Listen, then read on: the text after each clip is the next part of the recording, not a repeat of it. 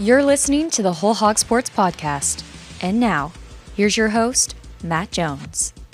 Today on the show, Arkansas Edge shutting down. We'll talk about what that means for the Razorbacks. We'll also get into our SEC efficiency ratings.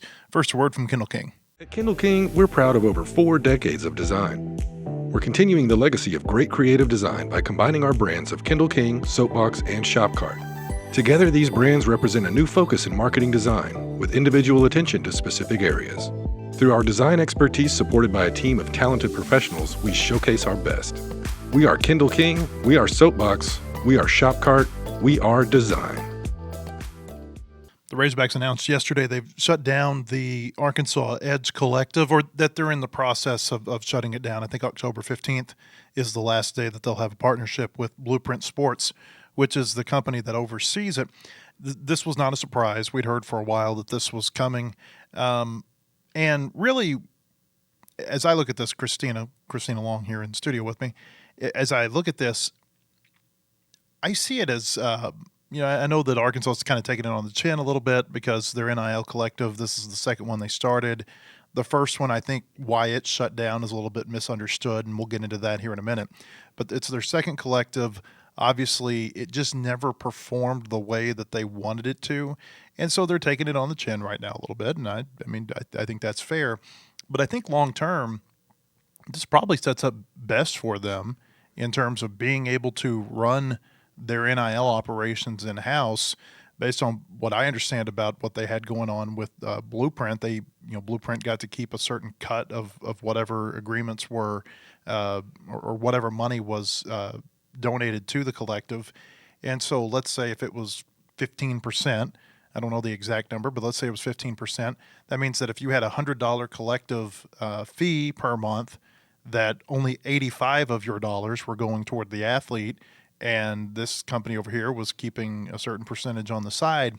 Now you cut out the middleman, and you're able to do things more in-house, and all of this was made possible by this House settlement that went into effect this summer and allowed universities for the first time to operate their NIL systems in-house. Exactly, and I don't think this is that uncommon. A lot of schools have closed their collectives. Yeah. This is not necessarily indicative of a problem. I think one thing that is kind of a problem is a lot of schools did this a while ago. A lot of them did this earlier this year, earlier this fall. I was just looking before we started recording. I think Clemson closed theirs in August. Colorado closed theirs sometime in the spring, maybe. And it's not that uncommon. I think part of it is what seems like a lack of a plan. And I think that's something that a lot of people have been frustrated by when it comes to Arkansas and its approach to NIL, is it feels like they've been a step behind for most of this. I don't know if it's so much a lack of a plan as it's a lack of communication, because if you read the press release, they say that it's been, they've been running this in-house since July 1st, which is when the House settlement went into play. October 15th, my guess, and again, I haven't heard this from anybody who would know, but my guess is that is the date that the contract expires with Blueprint. And so it was the earliest that they could get out of it. So I think that maybe it's more lack of communication. And I would have to think that if I were somebody who had been donating to the collective, my first thought as I read this yesterday was, well, where has my money been going for the last 3.5 months, and how has it been used? And I think that's always been one of the knocks on the collective from people, is the apprehension of, hey, I don't want to necessarily fork over $16 or $50 or $250 or whatever plan you were on and not know how this money is being used. It's always felt like with the ticket office, how your money is being used. I mean, you can look at their financials and say that X number of dollars from tickets are going back into the department.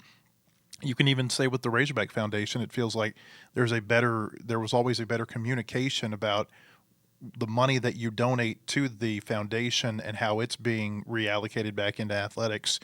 This just always seemed to be a very shadowy entity that people never quite trusted. Yeah, I think it suffered from a lot of bad optics. It started when they closed one Arkansas and opened Arkansas Edge, when there was confusion with that. Then they go through a bunch of executive directors in a very short amount of time, and there was kind of a lack of clarity on what that was all about and if they were hiring somebody else and who it was. And then they went so long without hiring one, and then we had kind of started hearing that maybe this collective was going to go away, and so naturally they weren't going to hire one, but the collective was still posting things on social media and advertising products and memberships and things. And so I think you're right that I think there's honestly just confusion and then, bad optics that have frustrated people. And then you go into a coaching search where your athletic director is talking about how he's been charged with coming up with a plan for how they're going to support this next staff, both in terms of paying staff, paying coaches and support staff, and getting a roster together that they want, a good roster. And after saying that Sam Pittman didn't have the support that he needed, both in terms of roster and in terms of staff, how are you going to do that when you have this collective that looks like a hot mess? And now it's not here anymore, and they've said that they've brought the focus on securing NIL opportunities for student athletes has transitioned successfully to the front office and the new director of NIL strategy, who is somebody who works in General Manager Remy Cofield's office. That's one of 2 staff members that is listed under him in the directory. Those are new positions. We don't know a lot about that person. I looked him up yesterday. I don't remember his name off the top of my head. I think it's Devontae Higginbottom. Yes, that's right. And so I don't know a lot about him, don't know a lot about what that role is. They got rid of Flagship, which was kind of their in-house NIL sort of education arm that was kind of working with Arkansas Edge. They got rid of that when they did all those layoffs. They were having people leave that and not backfilling those positions. And then they moved 2 or so staff members were remaining in that after the layoffs into another department. That wasn't about raising money. That was about kind of helping student athletes with sort of the like logistical part of NIL deals and helping companies understand NIL, making sure everything was compliant, that kind of stuff. It was more about supporting the athletes in terms of marketability, how you fill out the tax form, all that kind of stuff. They've got rid of all of that. And other schools have made similar moves. I know Oklahoma, when they had layoffs, eliminated all of that for them. So there's just so much that's changing. I think it just kind of continues to be bad look after bad look. But at the same time, I agree with you that I don't actually think this is indicative of failure. I think this is the move to close the collective is not that uncommon. I think it's more about the timing and then where is people's money going? We have no idea.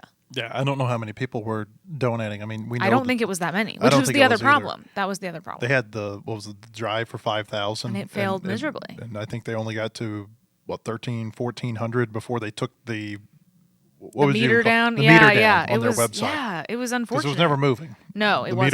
The meter was stuck. And I don't blame people. And this was the conversation that we were having when they launched that, when the collective, other things that people have complained about with collectives in general is, I'm already giving you so much money to come to a game, to do all this stuff, and now you need more. You're trying to get all this money from me. The benefits that a collective provides to fans, kind of marginal. It doesn't get you tickets. It doesn't get you any sort of priority in terms of tickets or parking or things like that. The things that like a Razorback Foundation donation gets you, because it can't, because it's a separate entity.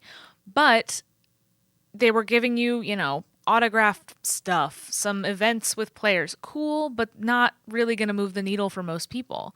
And so that was what was hard for any collective, not just Arkansas, is what is in it for other people and how do you convince them to give you yet more money than they already do for other things. Now, the original collective was part of the foundation. It was called One Arkansas. Marvin Caston was running it, or he was kind of the director of it. And I don't know, because obviously I just don't know how that paired with your Razorback Foundation. It would not surprise me if it did dovetail a little bit better than the Edge and the Foundation.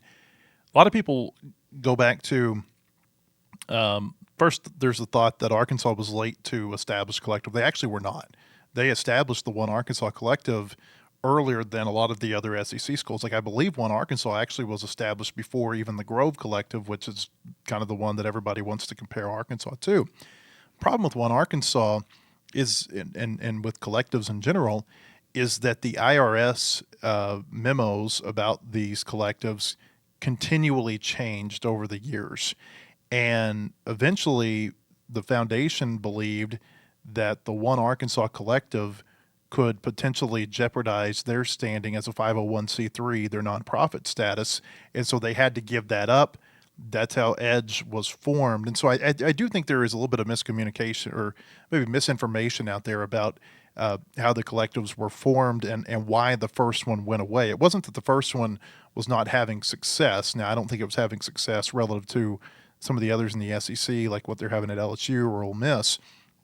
But it went away because ultimately the Razorback Foundation, that's a big entity. And that's a really important entity to the success of the department. And for them to lose their nonprofit or for that to even be jeopardized at some point, that was a no-go. And they had to find a different route to come in and form a new collective. Right. And so I think that kind of the sort of stopping and starting had them sort of taking a little bit of a hit, at least in terms of, optics. And I think then Arkansas Edge, like we said, they go through a bunch of executive directors. They don't get off the ground that well. Some of that is them. Some of that is just kind of people's resistance to wanting to donate to this. So it's just kind of been messy, the whole thing. Yeah. And now it's changed. I think some of it is on Arkansas, but some of it is on the fact that this has only been, when was One Arkansas established? What year was that? 21? Early 21, I believe. So we're talking 4 years, and this has changed at least once every year. And not, I'm not talking about Arkansas's collective has changed. The rules around it, what collectives are supposed to do, what they can do, guidelines, everything, it changes multiple times a year. Well, that's why I feel like they're not sustainable long term. Like these were always just meant, or I don't know if they were meant to be, patchwork, but that's kind of what they've become. Yeah. We're going to look back. I think we're going to look back in 10 years and say, oh, you remember the collective era? You remember the NIL era? Because, eventually NIL, that's pennies compared to, at least for prominent athletes, what I think they're going to be able to get through revenue share. And I'm talking about just from a baseline perspective. You're always going to have that athlete who is very marketable, who's going to be able to go out and, whether it's through a partnership with the multimedia rights holder, which is in Arkansas's case is Learfield, or through their agent or some sort of other entity, they're going to be able to go out, they're going to be able to market themselves, and they're going to be able to make a lot of money. I just don't know that the NIL piece is going to be sustainable long term. And I'm talking about the NIL piece, to steal Juracek's comments, the legitimate NIL. Like I feel like the legitimate NIL, that is going to be sustainable. That's going to be there for a long time. Because that's just normal business. It's the pooling together all of the money and, giving it out to football players under the guise of NIL. I don't think that that's going to be like I think that's going to go away before very long. Right. They've got to be able to enforce it, and they're having some trouble with that. But I think long term, that's going to go away. Right. But the problem is nobody knows how to forecast that. Nobody knows when to expect it to go away. Nobody can guarantee that it's going to go away. And so in the short term, you have to start to compete. Right now. You have to compete. You're going to keep falling behind. And that's what's been so hard about it, is that it continues to change. It feels like every other day. And it might go away. It might, maybe they find a solution. But until they do, you have to stay afloat somehow. You have to find a way to compete somehow. I wouldn't want to be in that world. No, me neither. Juracek, by the way, said last week that this year in NIL agreements, they've brought in, I guess this would be since July 1st, about $500,000 for their athletes, or about $15,000 per agreement. He told the trustees a couple of weeks ago that the national average was, I want to say $5,800. But again, the national average that's probably taking everything. That's taking UAPB and Arkansas State and these type of schools into consideration too. What I would be interested to know, and I don't know where to find this information, and I've asked and people don't seem to know, is what's the SEC average? Yeah. What's the SEC football average? What's the SEC basketball average? That would give you a lot better indication as to how they are competing in that space. Right, and that's another thing that's difficult about this. And I know nobody likes to hear media people complain about our jobs being hard, and I understand that. But it is extremely difficult when there's no transparency, because we can't access these contracts. Yeah. We have no idea. Well, the Arkansas legislature even took it a step further this year, talking about NIL agreements can't be the revenue sharing agreements can't be. The revenue sharing can't be disclosed through Freedom of Information Acts. Right. It's it goes back to it's just a very shadowy world. Well, and it makes it hard. It's not just a media problem or, fans want to know or, because I think some people are bothered by like the pocket watching that happens. It's not even just about that. And I remember talking to Chris Bauer about this when he was the executive director of Arkansas Edge, how difficult it makes it when you are trying to negotiate with players because you have no way of knowing what other schools are offering them. You don't know what the market is. You can ask them. They could just lie. And why wouldn't they? Yeah. They can just South make Carolina offered me $750,000. Awesome. I have no way of verifying that unless I know somebody at South Carolina. And if I do, why would they tell me? If they really want this player, why would they help me get them? So that's the other thing. It makes it harder for the deal making. It's harder for the players. It's harder for the schools to know. And on the flip side, it could be harder for a player. A player could be getting undervalued and they don't know because they have no idea what the average SEC running back is getting. And the running back walks in there and they get lowballed and they have no idea unless they're friends with somebody else and they can call and ask them. But you can't verify it. Mm-hmm. So it's harder from a business standpoint too. It's not just a media thing or people wanting to know. I think people have a right to know what the market is. Yeah. Generally speaking. Right? I mean, I think so. I understand some people don't feel that way because there's people that don't like, it's mostly coaches that don't like that we know about coaches' salaries and things like that. they'll get over it. They will. That's what the money's for. Yeah. Sam Pittman didn't like it. He even made a comment about that one time during a Q&A that I was doing with him. I remember that. At Hogs Illustrated. He said, back when he worked for Butch Davis at North Carolina, Butch Davis told the coaches, don't discuss your salary with anybody, and especially not the other coaches. And he said now it's in the newspapers, but again, they're state employees, and I think there's a right to know what they're being paid. Moving on, I want to talk real quick before we go too far. I do want to mention the Arkansas basketball tip-off times have come out, and you can check this out on our website this afternoon at wholehogsports.com. There were, I think, 7 dates that were either-or dates that we were waiting on the SEC to tell us. And so now we know, let's see, Ole Miss, South Carolina, I think I've got this right, Alabama, and Texas games are all going to be on a Wednesday, and then all the other either-or games are going to be on Tuesday for the Razorbacks. The big thing that I take away from looking at this basketball schedule, thank goodness, there are no 9 o'clock tip-offs listed here anywhere. It's a huge win. You said there's some 8 o'clocks, though, which isn't as bad. 8 o'clock is okay. There's no sweet spot anymore for basketball tip-off times. When I was younger, all the basketball games started at 7 o'clock, even the televised games. You'd get Jefferson Pilot to come in on a Tuesday, Wednesday night, and they would televise Arkansas and LSU at Bud Walton Arena, and it was a 7 o'clock tip-off. And 7 o'clock, I always felt like it was really a sweet spot time for tip-offs because you get the people who are coming in from work, you give them time to get to the arena, but then you're also not getting them out late that they can't get home and get to bed and get ready for the next day. Now what you have is you have this either-or. You have a 5:30 tip-off on a weeknight that nobody can get to, or I would even say 6 o'clock tip-offs.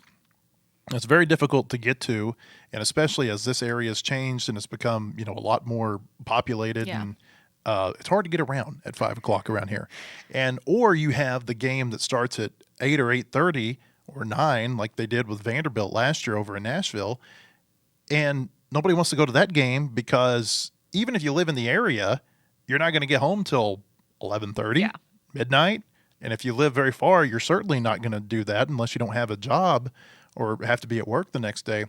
And so TV has really affected the attendance, and I think we all know this, of games, not only because it's more convenient to watch from home, but it's just a lot harder to get to the games in the first place. Yeah, and I remember, I feel like several of the games I went to last year, I remember Arkansas playing some really long basketball games. I remember there being several where we were like, this game is never going to end. So that's another thing. And I think, some of that is TV and commercials and things like that. And but I remember there would be some later games and then they would also be playing for so long, but it would just end up being late, kind of no matter what. Oh, it's brutal. Some of those midweek games. Yeah. Weekend, I don't really mind it. Yeah. I do. But I'd rather have a game earlier in the day, and I'm going to get to that here in just a second.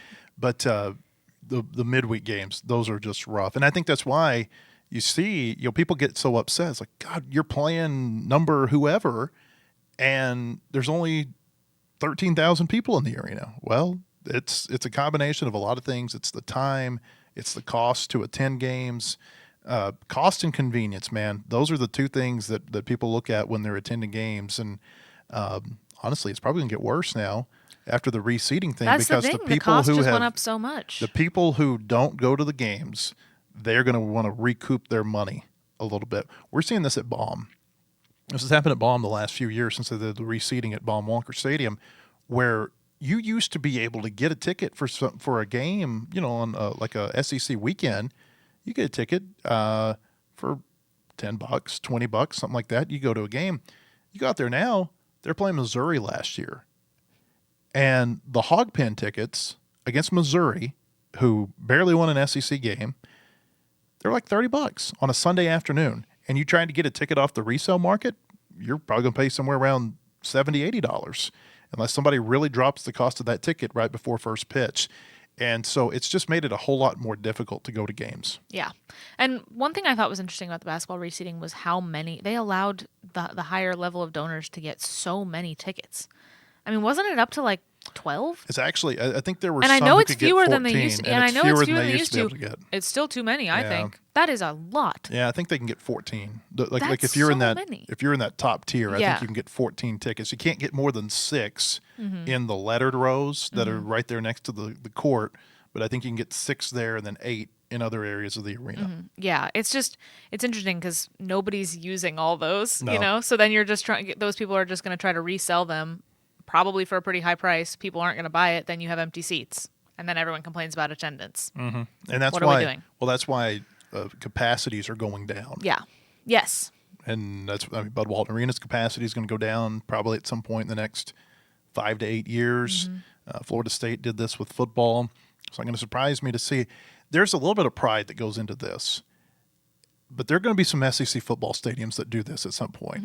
And there are going to be a lot of fans. Oh my God, we're not going to have 85,000 seats anymore. No, you're not, because you're going to make a lot more money by dropping that total down to 77,000 and building club and premium areas that people really want to sit in, as opposed to having 8,000 more bleacher seats. I will say those club seating areas are so interesting to me, and I have a weird experience because I've not gone to a lot of college football games as a regular fan. I've usually been working, or when I was a kid, I was in an athletic director's suite. So I've not really been to a lot of college football games Haven't we as all? just the average fan. But what's interesting to me is the club seating thing is fascinating. I had a friend in town for the Notre Dame game, and he was with his parents' friends, and they had tickets in the Diamond Club. And he said it was the most awkward game watching experience he's ever had. Have we figured out where the Diamond Club was? It's the one in the south end zone. Is it behind the glass? Yes. Oh, I would never And sit they're there. super steep, and he said it was like silent. He said it was so quiet. He also couldn't really see. He was like in the back, and he couldn't see through the way the windows were, like the metal that's holding the windows. Couldn't really see the far end zone at all. And then he said it was silent and really awkward. That's not fun. I don't know. It's weird. It's like, I assume these people pay a lot for these club seats, and it sounds like you don't even really get a good experience. So that's a whole other conversation. But some SEC teams, I know there's been a lot of conversation about what Vanderbilt is doing with its new stadium, or its revamping of its stadium. And it is, Vanderbilt obviously is kind of a different story just in terms of the size of the school and the size of the fan base.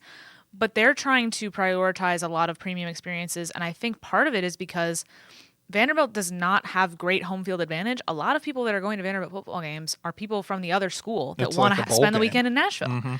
And they know that. And they're doing a lot of things to kind of set that up pretty well to their benefit, to where people are going to pay for, the people that want to spend their nice weekend in Nashville are also going to spend more for a more premium experience at the stadium. And so they're setting up with a lot of that, some of those kind of premium experience type of things.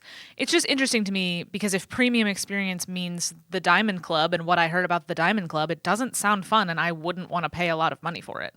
I don't know. Maybe that's just me. Nah, I'm with you. I wouldn't want to sit in there.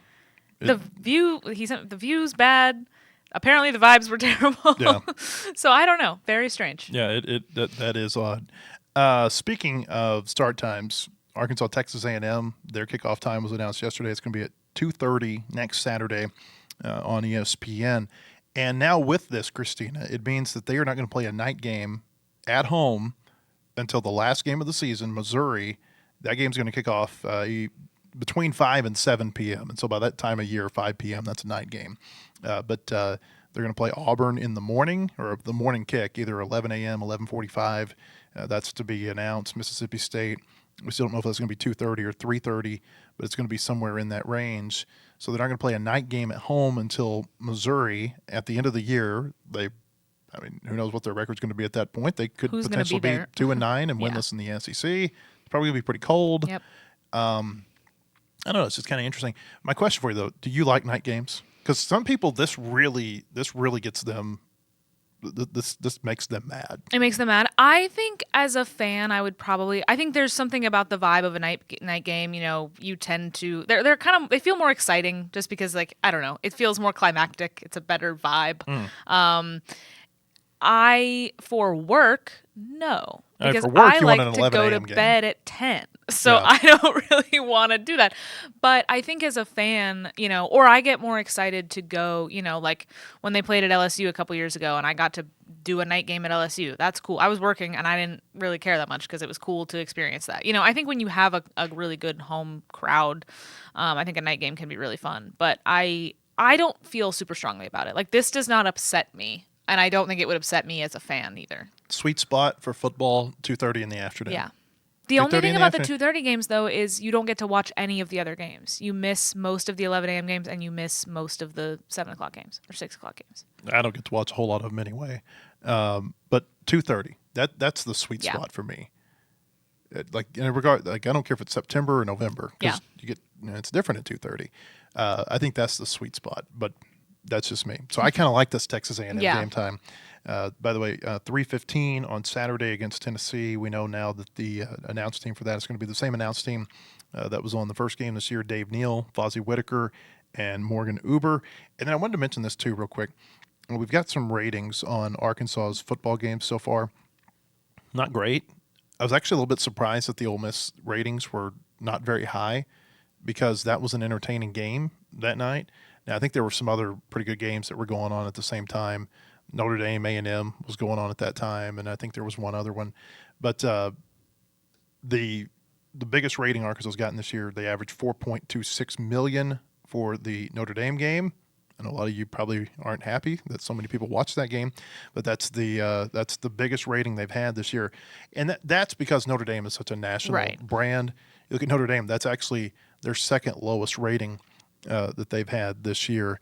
But just kind of interesting. Arkansas has not played, by the way, in a game this year in one of the 20 most watched games of the season. A lot of times they'll end up in at least one of like the top 15 to 20, and maybe that game is still somewhere down the road where they give a team a scare. Yeah. Like they did with Tennessee last year, obviously beating them. But they haven't played in one of those type of games this year. All right, when we come back, we're going to talk about efficiency ratings in the SEC. We'll give you our SEC power rankings based on these. First, a word from Kendall King. At Kendall King, we're proud of over 4 decades of design. We're continuing the legacy of great creative design by combining our brands of Kendall King, Soapbox, and Shopcart. Together, these brands represent a new focus in marketing design with individual attention to specific areas. Through our design expertise supported by a team of talented professionals, we showcase our best. We are Kendall King, we are Soapbox, we are Shopcart, we are design. Hey, welcome back. I want to tell you about our friends at Bentonville Glass. They've been serving their community since 1971. Committed, professional, versatile. If you're looking for a quality leader in Northwest Arkansas or looking for skilled craftsmanship, look no further than Bentonville Glass for all your glass market needs with the highest quality products. You can come by and see them now at 507 South Main in Bentonville or online at bentonvilleglass.com. Okay, this is what I've been waiting for weeks to get the efficiency rankings out there. And I've said this, that I've been waiting for Texas. Like, they've been the team that has delayed this for 2 weeks. So weird, yeah. Very weird schedule, and I think I see why they put it this way after you see the result on the field. But we wanted to have at least 2 games, or I wanted to have at least 2 games where teams had played what I would call high-level competition. High-level competition, I mean, you can have some bad Power 4 teams, but to me, it's teams that are in the Power 4 or select group of 6 teams. So like when Arkansas played Memphis, that is a team, group of 6 team that I would say is worth gauging how things went against. I would say the same like Florida against South Florida or Ole Miss against Tulane. And there might be a team out there that by the end of the season, like let's say, let's use Temple for an example. I don't think Temple's going to be any good, but OU played Temple. Let's say Temple's like 10-2 at the end of the year, and they may have more losses than that. I'm just using them as a hypothetical. I might add them at the end of the season for OU, and then recalculate things. But right now, that's how this goes. And so here's what we have found out: Arkansas's offense is the 7th most efficient offense in the SEC. The ones that are better: Vanderbilt, Ole Miss, Missouri, Georgia, Tennessee, and Alabama. Defense. Would you like to know where Arkansas ranks? I already do. Yeah, they're last. By a lot. By a whole wide lot. margin. And let me back up and talk to you about what efficiency is. Basically, what efficiency ratings, they take into consideration how many possessions each unit has been on the field and how many points they gave up. And you use that, you come up with a number. We're able to use those numbers, and we can come up with some predictions that sometimes are way off. Sometimes they get pretty close, but they kind of give you an idea of what kind of game you might get. And so you have to look at these numbers like batting averages. So offensively, how often do you score? That might be kind of like how often do you get on base in baseball. By the flip side, defensively, how often do you give up points? That's kind of like, think about like an opponent batting average against a pitcher. And so imagine for a minute that if you had a pitcher whose opponent batting average is 614, because that's what Arkansas's defense is, 614. But you ain't got anybody in the bullpen that's any better. Nope. And so you got to live with this guy, and he just has to sit there and take it over and over and over again. That's what's happening to Arkansas's defense. It's over 200 points higher than the next worst defense in the league, which is Kentucky. I never thought I would see a year where we had a defense that was worse than Mississippi State's was last year, because Mississippi State's defensive numbers last year were just truly awful. And Arkansas right now is trending toward being way worse than Mississippi State was a year ago when they never won a game. And so that's the problem with Arkansas right now. We'll see if a coaching change can get them to play more inspired on defense. Bobby Petrino in that story that Chris Lowe had yesterday talked about they were working on run fits all week last week. Defensively, to me, yeah, the running game has hurt them, but I feel like the passing game has been hurting them just as much. And so these numbers have got to get a lot better. Otherwise, you're cruising toward a winless SEC season unless somehow you face a team who is just as bad as you are defensively that day and you're able to beat them in a slugfest. Yeah, and that's the thing we've been talking about is how much improvement can you actually get in the middle of a season especially when there's been the kind of turnover that there's been. Maybe that turnover helps, but maybe it doesn't. And so how much improvement you can actually get, whether this is something about talent, whether this is something about just the guys that they have, or whether this is a scheme thing, it kind of remains to be seen. Like we've talked about, I don't think it's one thing, but how much can you, the things you can improve, you've got the guys you've got. So how much can you kind of scheme for them to try to help out? How much can you also then motivate them? Like you said, get them to play with a little more effort, get them to play with a little more enthusiasm. How much can you do that in the middle of a season and improve where you can when you're stuck with the guys that you've got? And so that's the number one thing that I think we're watching now with this, Bobby Petrino audition period. And that's what Hunter Yurachek said is, are they going to have some more effort? We need to see that. So yeah, it is crazy how much worse they are. And it's what I like about the efficiency ratings is you and I both talk all the time about how certain stats are great, but they only tell you so much. And you can point to how many yards they've given up, a lot. But also they've turned it into points. Opponents have turned it into points. And so you and I always talk about when we're talking about Arkansas's offense, okay, great, they put up so many yards. Are they scoring? Call me when you score points. Arkansas is allowing opponents to do both. They're not stopping anybody from doing anything. It's so bad. Yeah. It's so bad. I mean, like these are the stats right now defensively.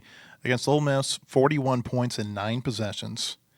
Memphis, 32 points in 12 possessions. That's actually not a bad number, but it's not a great number either. Like, maybe the way to say it is it's not a bad number relative to their other games.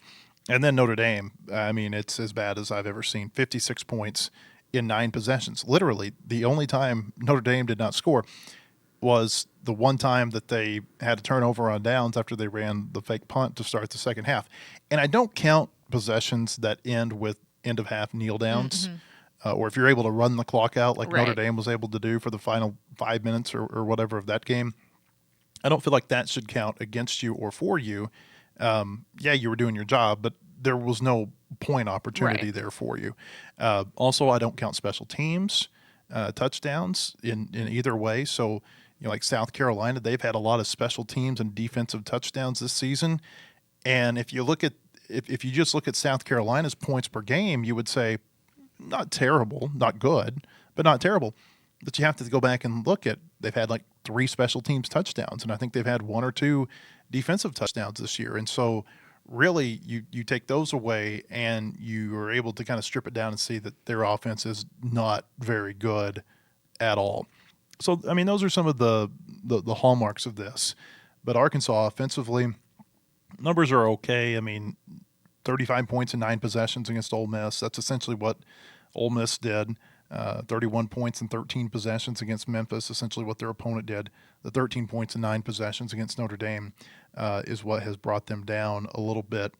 But as far as leaders, I mentioned Vanderbilt is the leader right now on offense, defense. It's OU. And I'm really interested in this game this weekend, OU and Texas, because OU defensively has been really good and Texas offensively has been really bad. And so, like, do the numbers that we've seen through the first half of the season or close to half of the season, did those play out in this game? Or do we get something that's just totally unexpected in a game like that? Yeah, I mean, you've got the Texas is tied for worst offensive efficiency in the SEC with Florida in your rankings here. So you have one of the SEC's 2 worst defenses against its best, one of the SEC's 2 worst offenses against its best defense. What happens? It's probably not going to be great. And on Arkansas, Tennessee is the flip side of the equation. You've got the worst defense against one of the best offenses. Yeah. I wanted to ask you, and I've always meant to ask you this. Something I like that you do with these is you use the ratings to predict the next week's games. How does that actually work? How are you actually? I don't doing even this? know if I like. It's an equation. Okay. I don't know if I could explain it. It takes a little while for each game. Yeah. And sometimes I don't want the numbers to look like they look. Like, I did not want Missouri to be favored to beat Alabama this week because personally I think Alabama is a better team than Missouri, and I think they will probably go there and win the game. But based on the games that they played so far, it says Missouri would win that game by 1 point. And it's so interesting to me that and these are pretty, the final scores aren't always accurate, but it picks winners pretty well. Yeah. In the past, it has historically. So I tend to trust your formula and your ratings because I think it's very interesting and I think it's been a fairly effective predictor. Now, a lot of those scores that it predicts end up being really close, like that. Okay, 1 point. That's kind of a toss up at that point. But I had a game one time where it actually was projected to end in a tie. Really? And I think the game actually went to overtime, which That's was kind of so funny. Yeah, so it's pretty accurate. I also wanted to ask you, just also out of curiosity, on offenses, you used a tiebreaker to put Auburn ahead of South Carolina. Oh, yeah? But you couldn't use one for Florida and Texas. What's their tiebreaker? Because, well, the tiebreaker is, I've got, for instance, Auburn 251, South Carolina 251. You go, like, to the 4th decimal point. Oh, I see. But, like, for Florida and Texas, it was literally 13 numbers, and they were the exact all the same. That's crazy. It was very. I've never seen really that weird. before. Yeah, I've never seen that before. Okay, so here's the power rankings. By the way, this is based on offensive and defensive efficiency. Arkansas is number 16, Kentucky's number 15, Texas number 14. Surprising, maybe, but certainly not when you look at how they played against Ohio State and Florida. Mississippi State's number 13, Florida number 12, South Carolina number 11, Auburn number 10, LSU number 9, Tennessee 8, Alabama 7. I think Alabama's going to end up really high. The Florida State game, it's starting to even itself out right now. They were not good after that game. It's evening itself out, and I've seen them going up quite a bit the last few weeks. Georgia number 6, and again, this is not head-to-head. This is just based on what their efficiency, offense and defense combined tells us. OU number 5, A&M number 4, Missouri number 3, Ole Miss number 2, and Vanderbilt number 1. Vanderbilt is trending down, but they were so dominant in their games against Virginia Tech and South Carolina. One was 44-20, one was 31-7, that it's going to take some time for those numbers to even themselves back out the way I think they're going to do. Right. It's as the sample size gets bigger and as they kind of play some closer games, it'll bring them back down to earth a little bit. But it's been interesting. We've been talking on the show before you actually published these and put these out once Texas played a real team. And we've been talking about how Vanderbilt was kind of at the top and how it was kind of a fun surprise. But at this point, I mean, I know they just lost, but at this point, we kind of need to stop being surprised by Vanderbilt, at least while Diego Pavia is there. Yeah. I mean, they're a good team. The one thing that this shows that Vanderbilt does well is that they control possession. And they don't give the other team a whole lot of opportunities to score.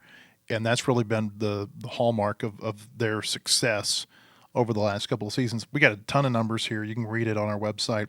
SEC football efficiency rankings through week 6. Arkansas numbers trending toward Mississippi State's winless 24 campaign. That's a long headline. Very long. Christina wrote it. Oh, sure. Yeah, actually she did. But, I think that based on these, the teams that really stand out to me right now are Alabama, Texas A&M, I would say Ole Miss, and Oklahoma. I like what Oklahoma looks like. Yeah, I mean, and the fact that Oklahoma is not allowing a lot of points, Texas A&M would be in the same boat. Their offenses haven't been bad, but it just allows more room, like a wider margin for error for those teams. And so we talked yesterday with Chris Lowe. Can you really even have a feel for what teams are going to end up in Atlanta right now? He said no, and I would agree with that. And I'm sure there are some teams outside of those 4 that I just mentioned who are going to be in the discussion toward the end of the year. But those are kind of the 4 teams that have stood out to me the most right now. Yeah, and I think when you look at Oklahoma, their offense is kind of the bottom of the middle. They're at number 9. And so, like you said, there can be kind of a larger margin for error when the defense is doing what they're doing. They got some dudes on defense. And you go back to this weekend's game in Dallas. Texas' problem this year is that they do not have offensive linemen that look like their offensive linemen a year ago. And you want to talk about Arch Manning and all the problems that he's had. If you don't have time to throw it, I mean, he got sacked 6 times against Florida and a couple of more interceptions. And I'm sure that at least, some of those interceptions that he's thrown this season have probably been the result of rushing a throw. They just don't have the offensive line like they had last year.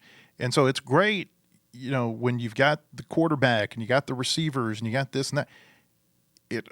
Football is such a simple game. If you don't have the guys up front on either side, you're going to really, really struggle. And I think that's what Texas, the root of their problem is right now, is that their offensive line just is not really good. You look at Arkansas, offensive line's pretty good. Defensive line is terrible. And it's causing problems for the entire rest of the defense. The secondary has problems of its own, but it's not being helped at all. Yeah, so maybe we should do some ratings for line play. That'd be fun. Yeah, definitely. Yeah, the Texas line, not very good this year. And there's probably it would actually be kind of interesting to go back and look at these teams that are at the top right now. What's their line play like? Vanderbilt, I think they got a pretty good line. Ole Miss, I think they got a pretty good line. Missouri, always a little bit underrated, but I mean, look what they're doing in the run game right now.